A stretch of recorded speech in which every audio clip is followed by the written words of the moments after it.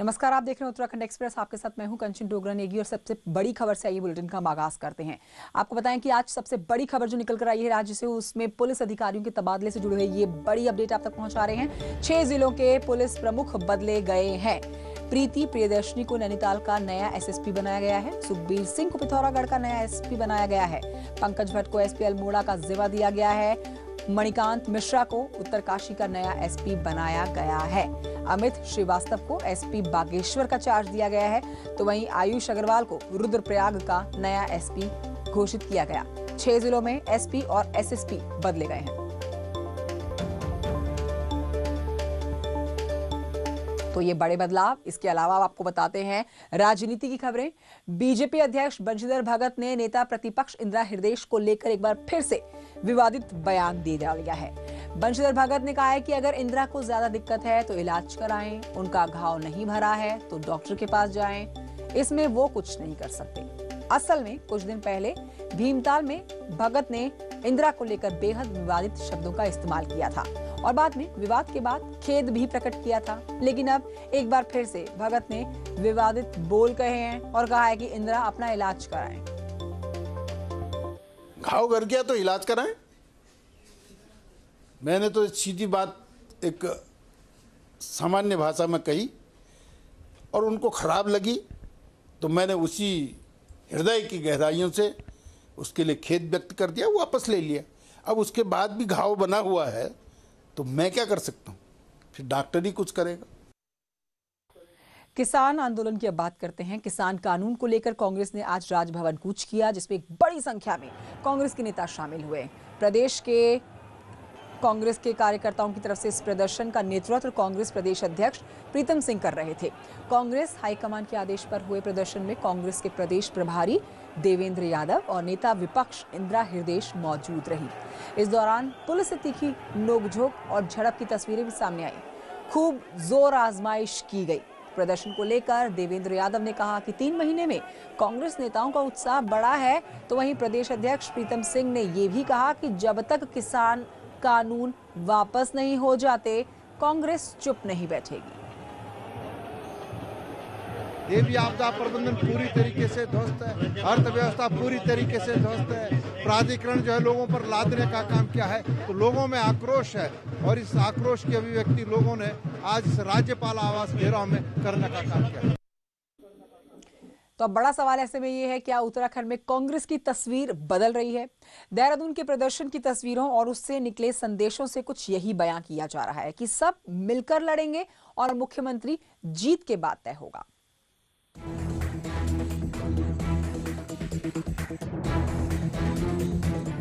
प्रदेश अध्यक्ष प्रीतम सिंह के कंधों को प्रभारी देवेंद्र यादव ने सहारा दिया तो इंदिरा, प्रीतम और देवेंद्र यादव ने कंधे से कंधा मिलाकर आगे बढ़ने का मन बना लिया है।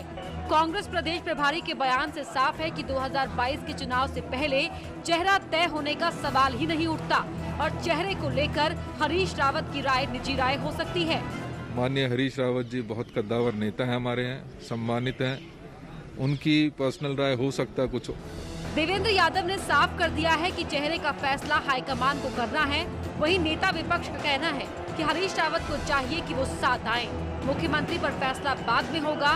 तो हरदा के करीबी रह चुके रंजीत रावत का कहना है कि 2017 में हरीश रावत के पोस्टर सब जगह लगे, लेकिन क्या हासिल हुआ? हम हर समय अपने ही बारे में सोचेंगे तो हमारी खिल्ली और मजाक उड़ेगी। ये समय किसानों के कष्ट का है, हमें किसानों के बारे में ही केवल सोचना चाहिए। हरीश रावत पुराने वरिष्ठ नेता है, हम उनका भी आह्वान करेंगे कि ऐसे समय में वो सब साथ खड़े होने के लिए आए आगे। वो मुख्यमंत्री बनाने का सवाल है, वो हाईकमान ही तय करेगा। पिछली बार हमने इस प्रदेश की हर दीवार पे लिख दिया था कि सबकी चाहत हरीश रावत, उसका भी कोई नतीजा नहीं आया। तो अब चेहरे से क्या नतीजा आ जाएगा? जो चीज़ें हम परख चुके हैं, आजमा चुके हैं, उन पर बार बार जाने का कोई फायदा नहीं है। साफ है कांग्रेस के तमाम बड़े नेता मिलकर सामूहिक नेतृत्व को तैयार हैं, वो भी बिना किसी चेहरे के। तो ऐसे में सवाल है कि अब हरीश रावत का अगला कदम क्या होगा?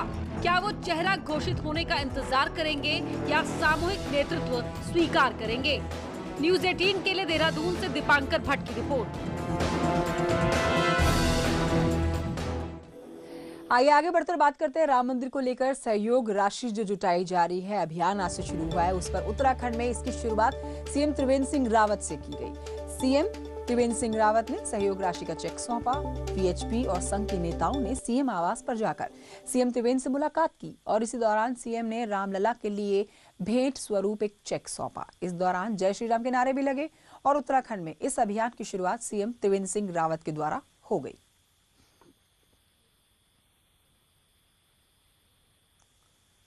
अब बढ़ते हैं अगर अल्मोड़ा से खबर आ रही है, जहां पर घारानोला के मकेड़ी में एक चलती कार में अचानक से आग लग जाती है और कुछ ही देर में कार आग का गोला बन जाती है। भयंकर तस्वीरें सामने आती हैं। ये आप देख रहे हैं आपके टेलीविजन स्क्रीन पर, आग की लपटों में घिरी हुई ये कार। और इस दौरान पास में भी एक गाड़ी खड़ी थी जिसको भी इस गाड़ी ने अपनी चपेट में ले लिया। आग उस गाड़ी ने पकड़ ली और दोनों ही गाड़ियां जलकर चंद मिनटों में खाक हो गई। 3 लोगों ने कार से कूदकर अपनी जान बचाई है। हालांकि आग लगने की वजह अभी तक साफ नहीं हो पाई, लेकिन आग की लपटों ने कुछ ही देर में कार को खाक कर दिया।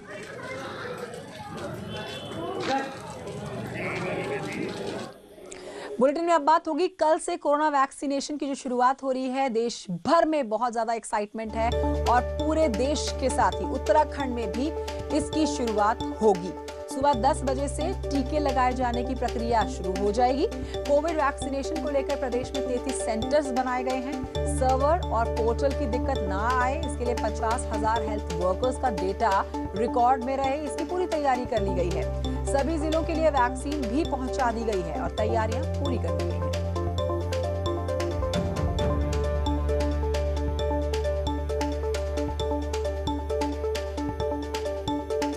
बात आपको बताते हैं नैनीताल की, जहां पर कोरोना का टीका लगाने के लिए तैयारियां पूरी हो चुकी हैं। नैनीताल शहर में बीडी पांडे अस्पताल और रेमजे में वैक्सीन लगाई जानी है, जिसके लिए सभी लोगों को सूचना भेज दी गई है। नैनीताल अस्पताल के सीएमएस ने बताया कि 429 कोरोना के टीके मिले हैं, जिसमें 229 बीडी पांडे और 200 लोगों को रेमजे अस्पताल में टीके लगाए जाने हैं। 2 डिग्री में होना चाहिए, तो हमारे स्ट्रिक्ट हम वेस्टेज में या बफर उसमें रखेंगे।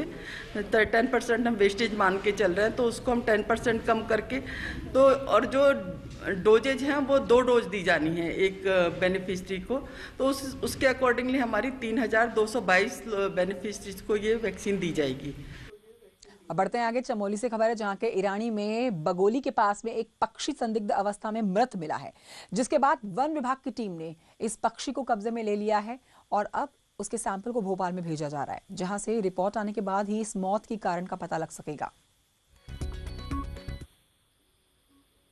विभूति बोलते हैं, वो मरी हुई है, तो हमने तुरंत मौके पे जाकर जो है पूरी जो गाइडलाइंस है उसके तहत उसका जो मृत शरीर है उसको पशुपालन विभाग में लाया और इसका जो है सैंपल करने के बाद, सैंपलिंग करने के बाद उसके हम भोपाल भेज रहे हैं उसको। बात बर्ड फ्लू की हो ही रही है तो आपको बता देते हैं कि राज्य में अब तक 44 पक्षियों की मौत हो चुकी है। केदारनाथ वाइल्ड लाइफ सेंचुरी में भी केस आया है, जहां पर जंगली कबूतर मृत हालत में मिला है। राजाजी टाइगर रिजर्व में भी एक और पक्षी की मौत की खबर है। देहरादून में पहली बार 2 चील भी मृत हालत में मिली है।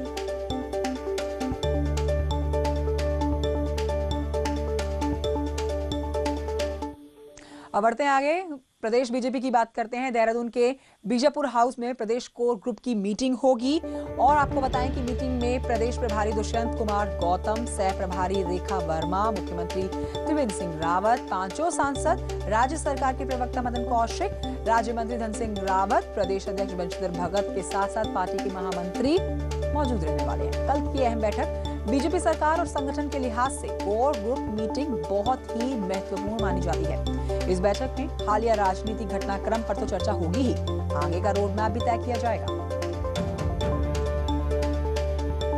एक मंच है, महीने 2 महीने बाद बैठने का एक मंच है।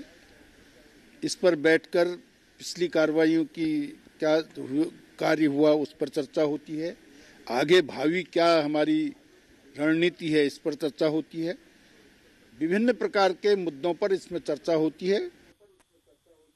अब बात करते हैं पूर्व मुख्यमंत्री हरीश रावत की, जो कि बागेश्वर जिले के दौरे पर हैं। आज सरयू बगड़ में रावत ने किसानों के समर्थन में उपवास किया। इसके साथ ही कूली बेगार आंदोलन के 100 साल पूरे होने पर आंदोलनकारियों को याद भी किया गया। इसके साथ ही कहा कि किसानों के आंदोलन के समर्थन में मौन व्रत किया उन्होंने और बागेश्वर में और नौजवानों का शहीदों को याद किया। लोगों ने 100 वर्ष पूरे होने के उपलक्ष्य में मां सरयू को अर्पित किया और यहाँ पर किसानों के आंदोलन के समर्थन में जो कांग्रेस का राष्ट्रव्यापी अभियान है उसके साथ हमने मौन रख करके सब लोगों ने किसानों को श्रद्धांजलि अर्पित की। केंद्रीय मंत्री और हरिद्वार से सांसद रमेश पोखरियाल निशंक ने आज देहरादून जिले की जिला विकास समन्वय और निगरानी समिति की मीटिंग ली। इस मीटिंग में जिले में चल रही केंद्रीय योजनाओं की विभागवार समीक्षा की गई। मीडिया से बातचीत में निशंक ने केंद्रीय योजनाओं के काम पर खुशी जताई और कहा कि किसानों के लिए सरकार खास ध्यान दे रही है। जो निर्देश दिए गए थे काफ़ी कुछ उसमें अच्छा हो रहा है।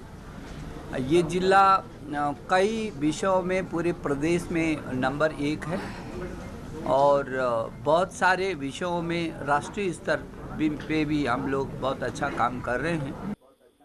अब आपको बताते हैं कि उत्तराखंड में अमेरिका में बुजुर्गों को ठगने वाले एक फर्जी कॉल सेंटर का पुलिस ने भंडाफोड़ किया। पुलिस ने 5 लोगों को गिरफ्तार किया और अब यहां पर आपको ये जानकारी दें कि दिल्ली एनसीआर में इस गिरोह को धर दबोचने की तैयारी है। पुलिस की गिरफ्त में आए ये 5 आरोपी पढ़े लिखे हैं, अच्छी खासी इंग्लिश बोलते हैं और हैरान रह जाएंगे आप ये जानकर कि देहरादून के वसंत विहार से ये एक कॉल सेंटर चलाते थे और फिर अमेरिका में सीनियर सिटीजन यानी बुजुर्गों से फ्रॉड करते थे।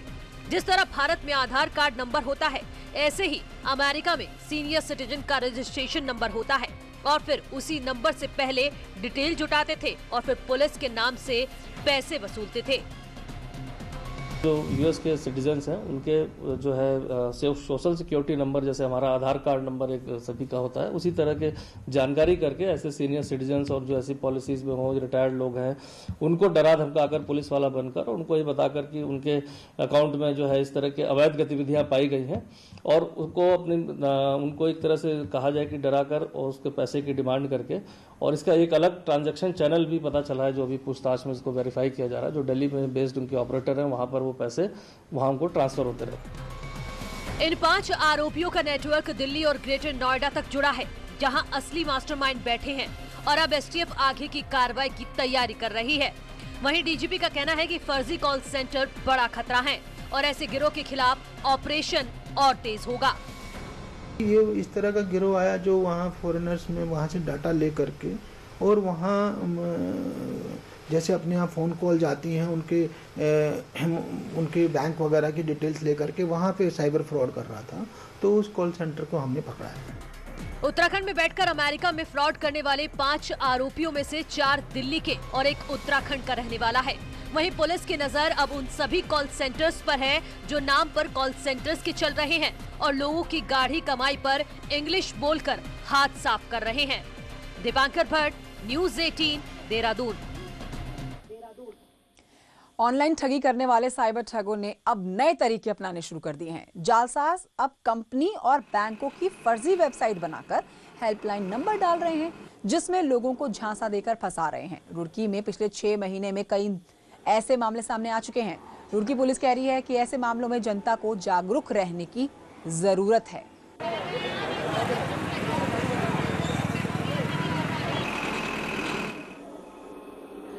अगर हम आपको कहें कि जेल में बंद कैदी नाच गाना कर रहे हैं, मजे कर रहे हैं, तो आपको यकीन नहीं होगा।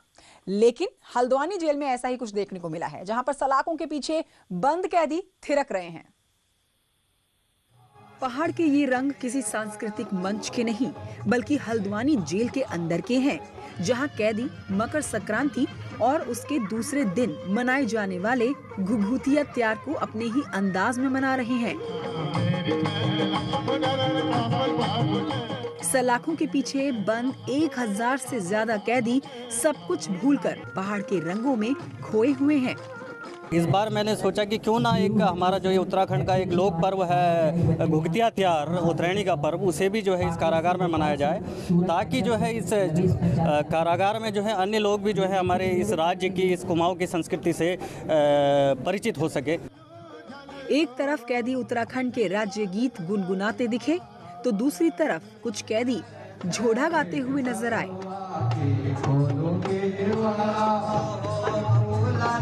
दरअसल जेल की टेंशन भरे माहौल को हल्का करने के लिए हल्द्वानी जेल के सुपरिटेंडेंट इस तरह के नायाब प्रयोग करते रहते हैं ताकि जेल की व्यवस्थाएं चाक चौबंद रह सकें।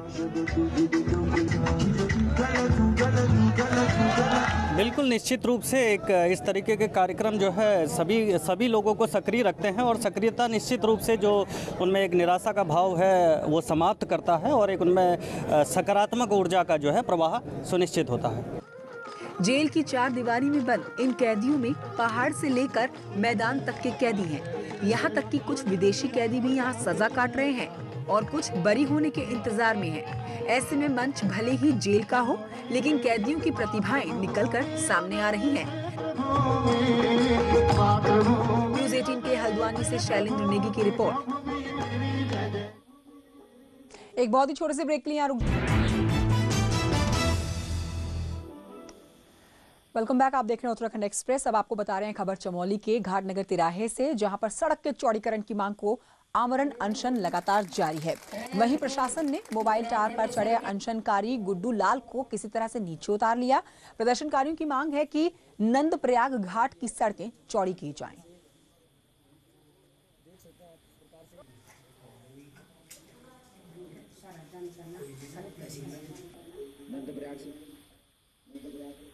और इसी के साथ बुलेटिन में इतना ही। ब्रेक पर जाने से पहले आपको एक जरूरी सूचना दे देते हैं कि कल यानी कि शनिवार के दिन उत्तराखंड की खबरें आप शाम के 7:30 बजे की बजाय रात के 8:30 बजे देखेंगे। देखते रहिए न्यूज़ 18।